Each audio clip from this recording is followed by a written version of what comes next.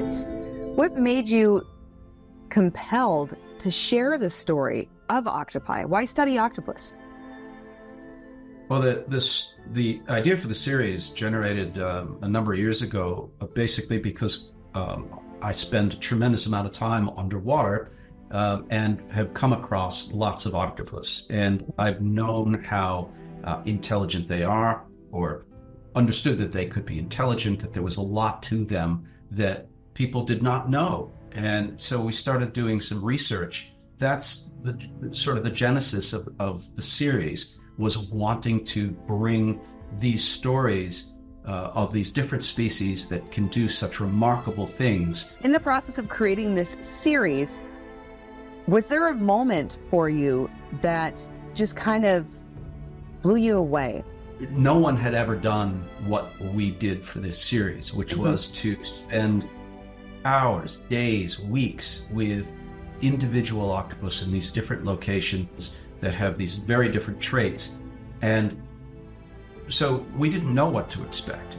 And so many times we would see behaviors, or the animals would exhibit emotion or behavior that just blew us away, from reaching out and touching me as one of the cameramen down there filming, to reaching out to Alex, or using tools, to all kinds of these incredible things that were just revelatory, and it happened all the time. I mean, I've been studying them for 15 years. We had read about some of these behaviors in papers, so I was excited to see them in person, but they went beyond that. They were showing us different behaviors and different intelligent traits that were so unexpected that I would often come up from underwater screaming because I couldn't believe what I had seen. We really showcased their vulnerability, their intelligence, their capacity to feel emotion, and these are all traits that we usually attribute to species more closely related to us. So to see in an octopus, this 8-armed, 3-heart, blue-blooded creature is just a revelation in itself. I really hope that we give the octopus a different dimension. When I first started working with them, a lot of people would respond with, why? They're slimy, grotesque, and they're weird. And it's true that they are weird. They're the most alien creature you could find on our planet. But they're also incredibly tender, and they have these complex behaviors. And so I hope that the series will really highlight the extraordinary creature that they are. They live in every single ocean that we have on our planet.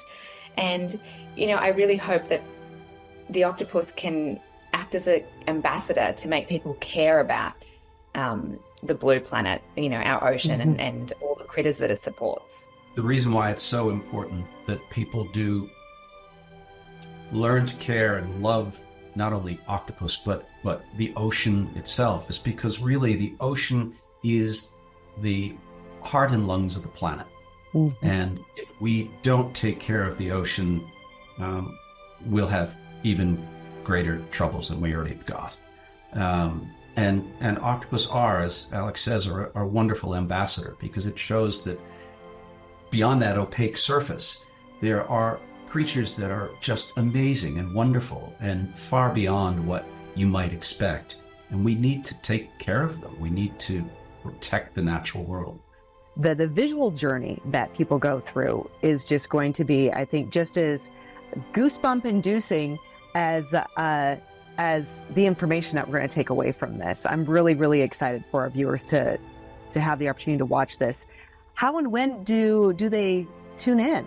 The series premieres on the National Geographic channel on the 21st of April, and on Disney Plus internationally on Earth Day, April 22nd.